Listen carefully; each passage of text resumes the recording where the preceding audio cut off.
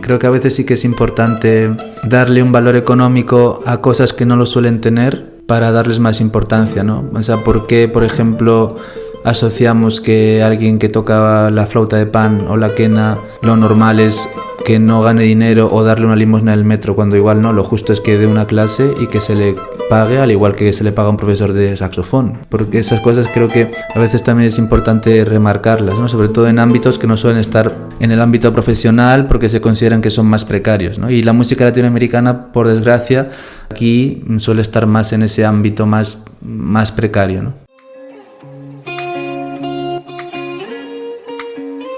Hola, nosotras somos Dani y Ale. Y esto es Migrantes Anónimas, un podcast donde hacemos preguntas, desmitificamos ideas, contamos historias, Confesamos miedos y sueños, aprendemos de otros y nos acompañamos a atravesar esta aventura llamada migración.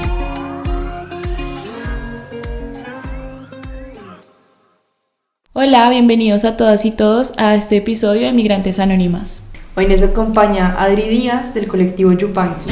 Yupanqui es un colectivo de difusión de folclore latinoamericano, pero más allá de eso es un grupo de jóvenes con la certeza de que juntarse es el camino. Han creado un espacio súper inspirador donde organizan guitarreadas, conciertos, clases, mercadillos y otro sinfín de actividades con la cultura latinoamericana, la diversidad y la inclusión como bandera. Hola Adri, bienvenido a Migrantes Anónimas.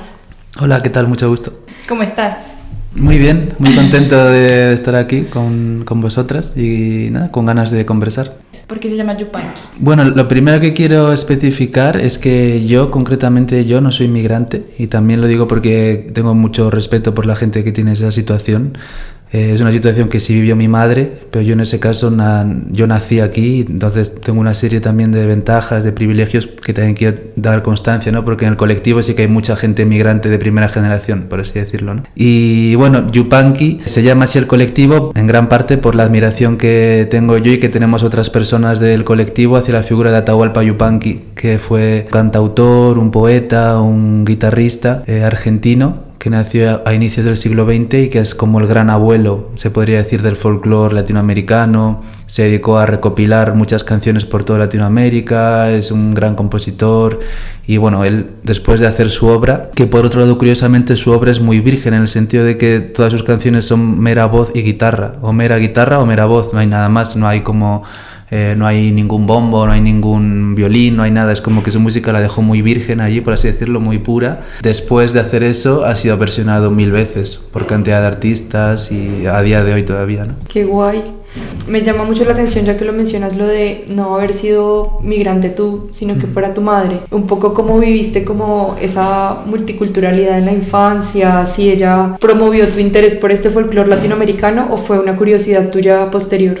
Sí, mi familia materna, que es mi parte peruana, son migrantes en el sentido de que tanto mi madre como su hermano como su hermana vinieron a Europa cuando eran jóvenes, vinieron a estudiar, a trabajar y bueno, en el caso de mi madre conoció a mi padre, que mi padre es español y yo soy hijo de esa mezcla, por así decirlo, de esa también mezcla, bueno, de situaciones, ¿no? De situaciones de vida y de culturas. Y en cuanto a quién promovió mi amor por el folclore latinoamericano, la verdad que fueron ambos, tanto mi madre, que le venía un poco de herencia, ¿no? Porque obviamente ella creció escuchando a Mercedes Sosa, a los cantautores latinoamericanos, a Víctor Jara y todo, pero también por mi padre, que a pesar de ser de aquí, tanto él como su grupo de amigos se sienten una gran admiración por toda esa música, por los escritores, poetas latinoamericanos de finales del siglo XX, que aquí han dejado un enorme club de fans, por así decirlo, y una gran herencia, ¿no? De hecho,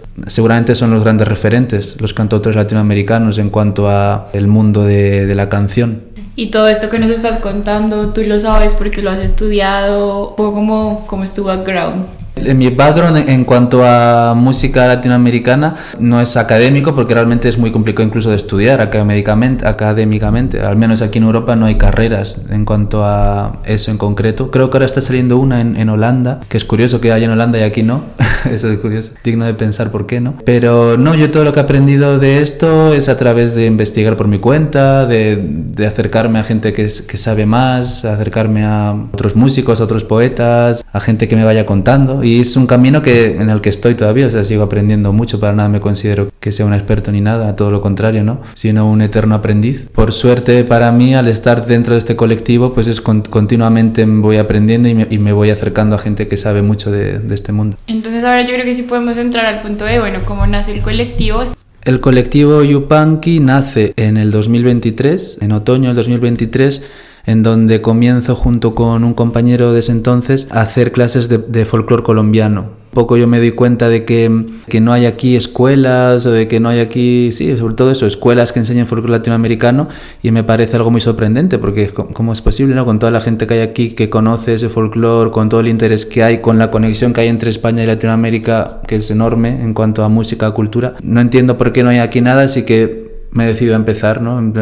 Vamos a intentar a ver qué pasa, ¿no? En ese entonces yo tocaba mucho con un chico que se llama Wilson, que es colombiano y que conocía mucho la música colombiana, así que bueno, dije, vamos a empezar por aquí, y nos empezamos ahí a hacer talleres, empezaron a ir bien, ¿no? Luego ya al poco tiempo Wilson se fue del proyecto, pero empezó a llegar otra gente de otros países, así que decidimos abrirlo ya a toda Latinoamérica. Entonces ya en enero de este año, del 24, ya empezamos a dar talleres de música andina, de música chilena, argentina, peruana. Los talleres son de teoría, son de guitarra, son de instrumentos, ¿de qué es?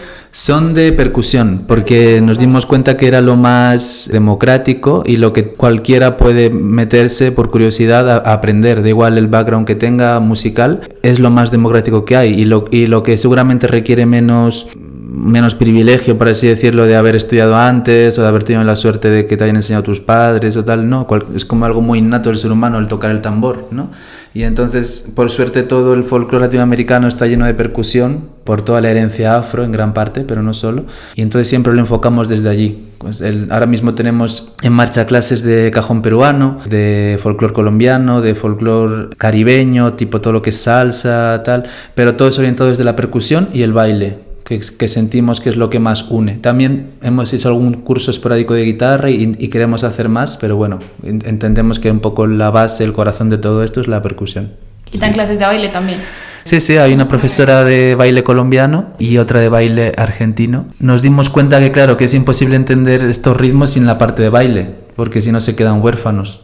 Al final de esta música, gran parte de la música popular es para bailar, ¿no? Entonces, si tú, por así decirlo, la estilizas demasiado o te centras solo en la parte rítmica o en la parte, por así decirlo, matemática, esquemática, no lo vas a entender, ¿no? Y yo me di cuenta, porque yo, por ejemplo, soy una persona que no tiende a bailar mucho, o que el baile es algo que siempre lo he visto lejano, pero hasta que no vi esta música bailada, no la entiendes en su totalidad. Ay, eso me encanta, me parece súper bonito.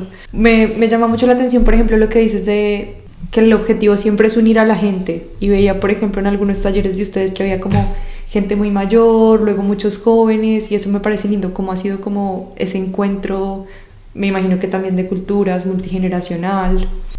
Sí, yo creo que lo bonito del colectivo es que hay gente de edades súper diversas, tipo hay hasta chicos de 18 años, hasta ya personas que son abuelos, o sea, que tienen nietos, tipo de más de 70 años, y eso la verdad es algo muy bonito y algo muy, no sé, toda una suerte, ¿no? Porque ahí hay una mezcla de formas de pensar, de generaciones, que es increíble, ¿no? Y luego también hay una gran mezcla de culturas, porque es muy importante, por ejemplo, el papel en el colectivo de la gente española. Muy importante porque en general, cuando se acercan a este colectivo, bueno, yo también me considero español, entonces cuando la gente española que estamos en este colectivo, también solemos tener una suerte de estar en nuestro país y por lo tanto igual también más capacidad de cooperar, de más tiempo para ayudar con igual el trabajo que es un poco más engorroso, con el papeleo, con todas esas cosas, ¿no? Y bueno, y obviamente también ahí se produce una mezcla que es muy enriquecedora, ¿no? Claro, como esa sinergia, ¿no? ¿Y tienen una locación física donde se reúnen? Tenemos un local, pero que no es nuestro, sino que es de otro compañero que es un profesor de percusión africana que nos lo cede temporalmente para hacer nuestras actividades. Y luego lo que también hacemos es muchas actividades en bares, en otros centros que hay por Madrid, como La Parcería o como el Bar de Arbuca, al que vamos mucho. Y bueno, justo ahora que mencionabas también como lo de los españoles que hacen parte del colectivo, ¿cómo sientes que han vivido un poco este intercambio multicultural? ¿Qué se llevan unos de otros en Yupanqui? Claro, yo creo que los españoles que llegan al colectivo siempre lo hacen como con mucha curiosidad por un tipo de música que igual no están familiarizados con ella, y con unas culturas también diferentes y llenas de vida, llenas de baile, de ritmo. Entonces normalmente es un tipo de participante muy agradecido con estar en el colectivo, que intenta cooperar mucho con todo lo que puede. Y bueno, y la verdad que, o sea, una parte importante de la gente que nos ayuda con el trabajo del día a día son españoles, ¿no? Y eso la verdad es algo muy, muy bonito. Y a ti, desde tu experiencia personal, ¿qué te has llevado tú de Yupanqui, o cómo ha sido ese impacto en tu vida? ¿Qué has aprendido? Bueno, para mí ha sido algo súper bonito, muy especial, ¿no? Es como que me ha dado también un camino que me gusta mucho, algo que da más sentido al día a día, ¿no? Y bueno, me siento muy agradecido, no sé, de haber puesto, por así decirlo, la primera piedra, ¿no? Porque luego ya lo que se ha formado, más que por mi mérito, ha sido un poco porque ha ido viniendo gente, cada uno con sus ideas, cada uno con su fuerza, con su personalidad, con su cultura. Entonces, en ese sentido me siento muy afortunado de haber empezado este camino, por así decirlo, y de todo lo que también queda por venir. Y digamos, es que me parece muy curioso, porque claro, como este sentido de comunidad y de colectivo, entonces mi pregunta un poco, o más curiosidad, es como si sientes que esa historia tuya o la historia de tu familia te ha conectado como con ese sentido de comunidad.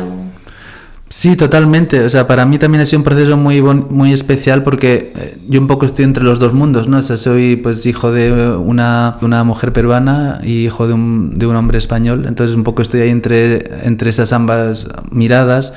Pero al crecer aquí, sí es cierto que obviamente he estado más alejado de la parte latinoamericana, de la parte peruana. Y a través del colectivo, pues para mí ha sido enorme, ¿no? La conexión con toda esa parte. Ha sido como redescubrirla, no solo la peruana, sino la de las otras muchas culturas, ¿no? Y para mí eso es algo súper especial, ¿no? Y que me conecta más con ese lado, me hace aprender más de mí mismo también. Y lo que mencionas de la colectividad, sí, totalmente de acuerdo. Creo que algo positivo que hay en gran parte de Sudamérica es esa noción de la comunidad, del grupo, del pasar tiempo juntos, ¿no? Creo que Europa está más individualizada, y cuanto más vas al norte más, ¿no? Porque España todavía se preservan bastante espacios de comunidad, aunque sean los bares, pero se preserva mucho el tema de quedar a estar juntos, solo por estar juntos, ¿no? Eso, cuanto más vas al norte, es más raro, ¿no? En Latinoamérica pasa más, y por lo tanto en este colectivo, al tener la fuerza que tiene, por así decirlo, herencia del sur, pues se afianza aún más todo esto, ¿no? Y se nota más, y eso es muy bonito. Esa sensación de comunidad que hay es muy bonito y muy única, yo creo, de ese sentir latinoamericano. Me parece súper lindo, y me parece también súper interesante lo que dices de aprender también un poco más de ti mismo, porque efectivamente así hayas crecido fuera de Perú, pues hace parte de ti. Te quería preguntar justo como si esto impactó de alguna manera tu relación con tu madre, o cómo ve ella como todo esto que está pasando alrededor de una cultura que a lo mejor sea más cercana a ella. Sí, yo creo que mi madre está muy contenta con todo esto, le hace sentir muy feliz. A mí me gusta pensar que si esto hubiera existido cuando mi madre o mi tío llegaron a Madrid, seguramente se hubieran acercado, les habría hecho más fácil su llegada, su estancia. Entonces eso me hace sentir muy, muy orgulloso, muy, muy contento, ¿no? Sí, a mi madre, por ejemplo, creo que sí que le ha... una cosa que me hace feliz es que a raíz de que existe el colectivo, pues mi madre, por ejemplo, se apuntó a clases de baile argentino en el colectivo, y ahora que está en Perú se ha apuntado ya a clases de baile peruano. Entonces eso creo que es algo bueno, ¿no? Que un poco he incitado a que también ella redescubra esa parte, ¿no? Porque siempre le ha encantado la música y el baile y todo, pero nunca antes había estado inscrita en cursos de música latinoamericana, ¿no? Ay, qué guay.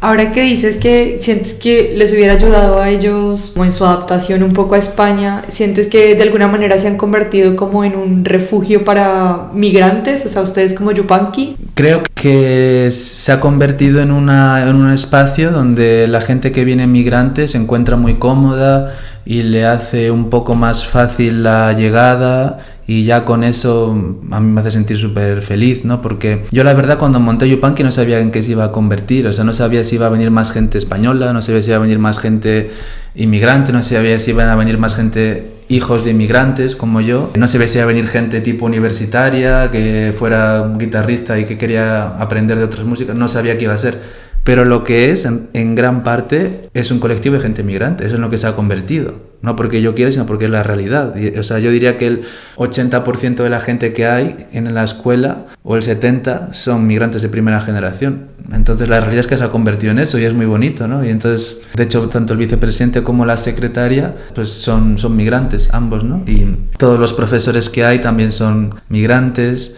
Entonces, la realidad es que es un colectivo en gran parte migrante, ¿no? Y bueno, eso es algo muy, muy bonito, que a mí también me da mucha, por así decirlo, responsabilidad, ¿no? De también sentir que, bueno, que yo tengo un papel importante aquí, pero que también lo tiene otra gente y que también es importante ver su perspectiva, ¿no? Sí, yo siento que también al final el valor de los colectivos es un poco eso, ¿no? Como que no hay una persona que esté pues tomando todas las decisiones, sino que es un poco como la visión del grupo. Y lo que tú dices me parece muy curioso porque no lo creaste con ese fin, pero orgánicamente, por su naturaleza, fue atrayendo personas migrantes. Entonces creo que eso como que un poco da esa idea de esa necesidad que tenemos las personas migrantes de sentirnos un poco como en casa en diferentes espacios culturales, ya sea de música, de baile o simplemente estar por estar. Entonces creo que lo que has creado y bueno, lo que han creado entre todos es súper bonito. Quizá a lo mejor hay gente que nos está escuchando que tiene esa idea, que tiene como esa semillita de, oye, quisiera promover algún espacio. No sé si tengas alguna, digamos, como palabras o tips o algo que puedas aportar también desde tu experiencia creando Yupanqui. Bueno, yo diría que si cualquiera tiene una idea o un sueño de hacer algo que sienta que es positivo, que es crear una comunidad o ayudar a alguna comunidad o crear un espacio de encuentro, yo diría que lo haga sin pensar, porque es justo lo que hace falta hoy en día, ¿no? O sea, cada vez tendemos más a estar en nuestra casa trabajando con ordenador y tal. Entonces, todo lo que sea crear proyectos que ayuden a juntarnos, yo creo que es algo que está bien y es positivo. Y que al final, si uno en su mente siente que un proyecto es interesante y va a funcionar, es porque mucha otra gente también lo piensa y lo siente. Entonces, aunque al principio igual uno se sienta loco solo de decir ¿para qué voy a hacer esto?, en cuanto otras personas lo conozcan, se van a unir, eso es seguro. Y es lo que pasó en Yupanqui, realmente. En cuanto la gente empezó a ver que existía, se acercaron por su cuenta propia, ¿no? Yo eso creo que es lo que suele pasar si es un proyecto que tiene una función importante y social. Me sorprende que ha crecido bastante rápido, porque me estás hablando de 2023 y en esa medida también tenía la duda de, al ser un proyecto entre comillas nuevo, cómo se proyectan a mediano o largo plazo. Sí, totalmente, el crecimiento ha sido muy rápido. Yo creo que justo por eso, porque era algo que hacía falta. O sea, creo que hacía falta un colectivo en Madrid que difundiese la música latinoamericana o que ayudase a que toda la gente que había por Madrid de diferentes especialidades dentro de la música latinoamericana se juntara. O gustos, no tienen, pues es un colectivo que no es para nada solo de músicos profesionales, es de gente que le gusta la música popular latinoamericana y ya está. Por eso yo creo que ha funcionado, no porque hayamos tenido una idea genial o porque seamos genios del marketing ni nada, no, sino porque era algo que hacía falta. Entonces la gente cuando lo ha visto se ha unido, ¿no? Y perspectivas que tenemos, profesionalizarlo. A mí particularmente me gustaría salir, por así decirlo, de lo precario, es decir, de tener que estar luchando de a ver si tenemos dinero para tal, para acá, no, sino de intentar profesionalizarlo, institucionalizarlo, no sé si es la palabra correcta, pero pues eso, conseguir apoyo de instituciones o de gente privada, o conseguir que en un futuro pueda haber empleados, cuantos más mejor, ¿no? Hay referentes que existen como la Parcería, que lo han conseguido con mucho esfuerzo, hay más fundaciones de otras índoles que también lo han conseguido, entonces ¿por qué no lo vamos a conseguir nosotros, ¿no? Solo que hay que trabajar bastante en ello. Parece súper interesante eso que mencionas, porque justo se cree muchas veces que estas fundaciones o colectivos o así están como destinadas un poco a vivir en el ratico libre o luego del curro. Creo que es una apuesta muy interesante también que tratemos de profesionalizar estos espacios que al final también, pues como tú mismo lo dices, son muy necesarios. O sea, no solo necesitamos gente de marketing o doctores, sino también estos espacios que siento que son muy humanos.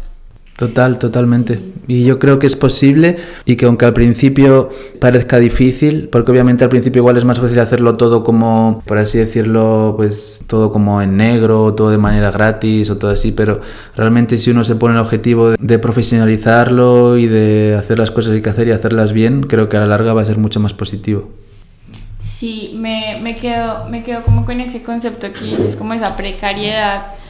Que esa precariedad se asocia muchas veces a tema de colectivos, a tema de, sobre todo, culturales, ¿sabes? Como que al final, como sociedad, tenemos un poco esa visión de, bueno, pero es algo cultural o es algo, ¿y por qué no es gratis? Y no sé qué. Entonces yo creo que también es un llamado a las personas que nos escuchan de apoyar ese tipo de iniciativas y que si vemos que, si hay que pagar una entrada, pues se paga, porque hay personas que están trabajando detrás de eso. Totalmente, y yo, por ejemplo, creo, nosotros desde que empezamos, por ejemplo, con la escuela, haciendo talleres, la gente siempre que ha venido ha aportado económicamente, ¿no? Y estoy seguro que si lo hubiéramos hecho, por así decirlo, gratis, por así decirlo, de que nadie pague nada, porque tal, estoy convencido que hubiera funcionado peor, que la gente hubiera dejado de venir o que se hubiera tomado menos en serio. Entonces, creo que a veces sí que es importante darle un valor económico a cosas que no lo suelen tener para darles más importancia, ¿no?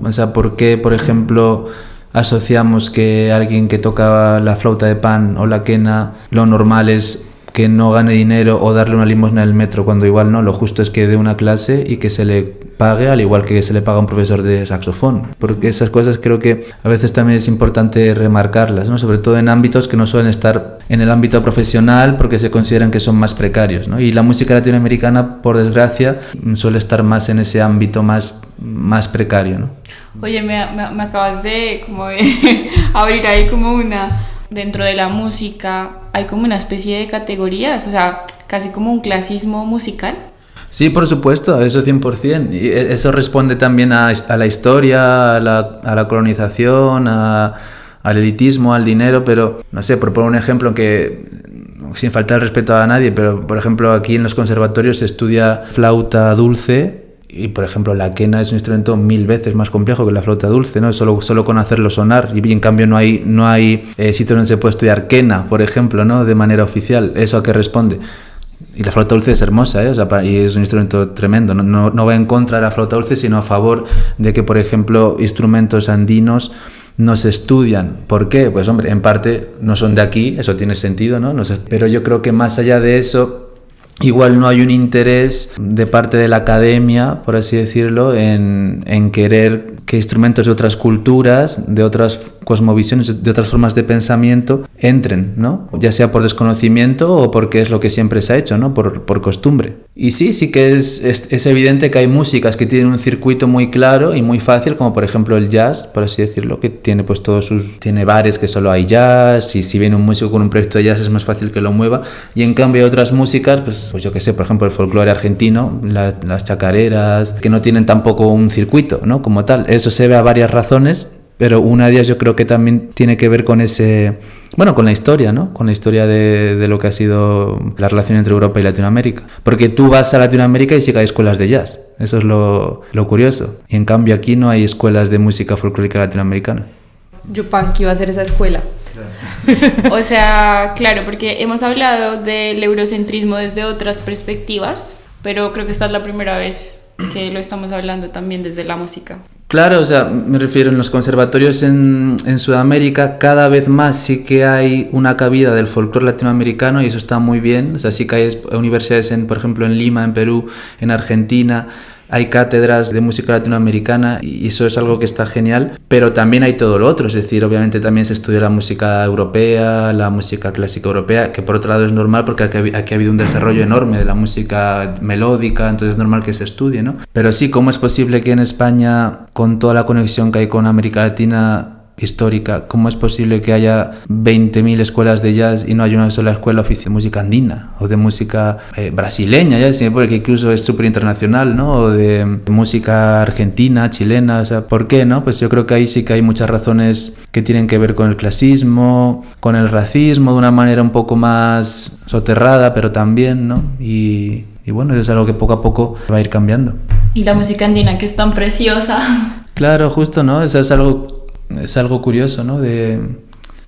que vale la pena reflexionar, ¿no? ¿Por qué será? Sí, me hace muchísimo sentido y ya no solo digamos desde España, sino como a veces nosotros mismos también, lo típico que tienes un gusto culposo o alguna canción que no admites que te gusta, tipo, o porque es muy popular o no sé qué, como si hubiera gustos que es legítimo tener y otros que igual, bueno, esto lo escucho pero que nadie se dé cuenta o ese tipo de cosas. A lo mejor pasa, digamos que de manera más formal en la academia con este tipo de música, pero creo que también con la música del día a día se ve reflejado también esto, como ese, entre comillas, clasismo, como lo dices tú. Ya, ahora que lo estás hablando, se me viene a la mente un instrumento que conocí cuando viví en Chile que tiene 12 cuerdas, es chiquitito, Sí. el charango. O sea, cómo suena ese instrumento es espectacular, o sea, es increíble. Claro, o sea, por ejemplo, eso, el charango, cuando tú ves a los charanguistas profesionales, que en gran parte suelen ser bolivianos, chilenos, peruanos, es increíble, ¿no? La técnica que tiene, la velocidad, las posibilidades. Entonces, joder, casi por un tema incluso de querer abrazar más riqueza y cómo es posible que aquí no se estudie, ¿no? O que no haya habido nadie dentro del mundo de la guitarra clásica en España que haya dicho, joder, ¿por qué no abrimos, yo que sé, aunque sea una sección aquí de instrumentos herederos de la guitarra en Latinoamérica que se pueda estudiar, ¿no? Es algo que yo creo que enriquecería a todo el mundo, ¿no? Y que hay mucha gente dentro aquí también del mundo igual de la academia o de la música estudiada, por así decirlo, de la música formal, que le gustaría hacerlo, pero que igual también obviamente es complicado porque tienes que meterte en mundos de burocracia y... ¿Y ustedes se han planteado hacer algo como una fusión, como en términos de ritmos? Sí, realmente eso acaba pasando siempre de manera por inercia, ¿no? Porque como hay gente que toca música de muchos países de Latinoamérica y de España, pues cuando nos juntamos se acaban provocando fusiones de manera espontánea, que son muy, bueno, muy curiosas, muy bonitas, y eso es la música, ¿no? Es esa continua evolución, esa continua conversación. A mí me encantaría que nos diera una muestra de musical. Si has compuesto algo, si nos quieres mostrar un poco. Sí, puedo tocar igual una canción de Yupanqui para guitarra. Nos Por encantaría. favor. Bueno, voy a tocar una canción de Atahualpa Yupanqui para guitarra, que es justo un poco lo que estábamos hablando. Él fue un gran estudiante de la música clásica de guitarra y por lo tanto de compositores españoles que le influenciaron mucho. Él tuvo maestros que le enseñaron mucho de música clásica europea, pero a su vez él era un gran conocedor de la música folclórica latinoamericana. Entonces él un poco lo que hizo fue, a través de la guitarra, hablar, componer sobre paisajes de América Latina, y esta en concreto, esta canción se llama Guajra, que significa danza del maíz maduro, y es una canción para guitarra pero inspirada en la música andina, en los carnavalitos, en las fiestas del norte de Argentina, y bueno, de los Andes, ¿no? De los Andes en toda su dimensión.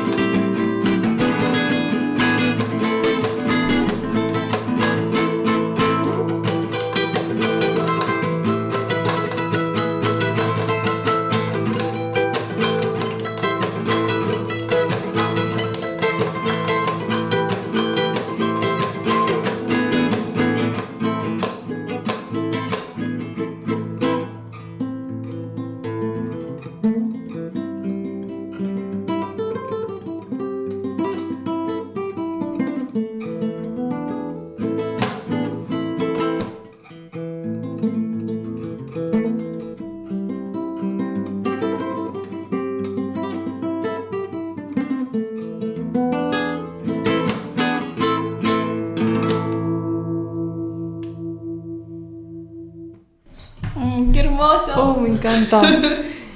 Y me encanta cómo la música al final es como un lenguaje en sí misma. O sea, que al final tocabas y yo decía, buah, sí, es andino. Te teletransporta a las montañas de Colombia, de Chile. Sí, total.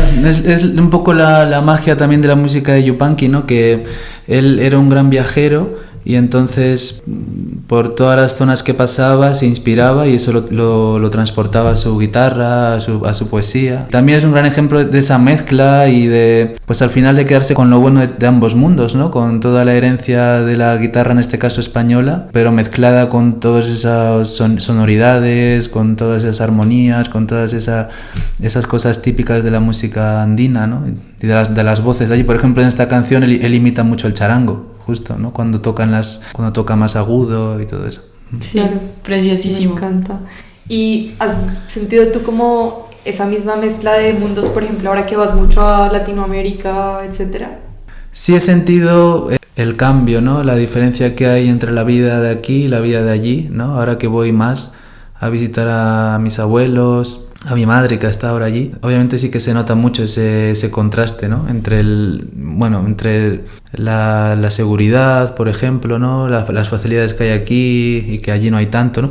Pero también en cosas muy buenas que hay allí que aquí igual no hay tanto, ¿no? Como justamente ese sentimiento de comunión, de colectividad, esa cercanía con la tierra, con los paisajes. Entonces, bueno, también hay cosas muy positivas de Latinoamérica que aquí tenemos mucho que aprender, ¿no? Adri, pues muchísimas gracias por el espacio y por habernos contado tu experiencia. No sé si nos quieras también, o sea, la gente que nos está escuchando un poco dónde los encuentra, cómo es un poco el tema de comunicación con Yupanqui.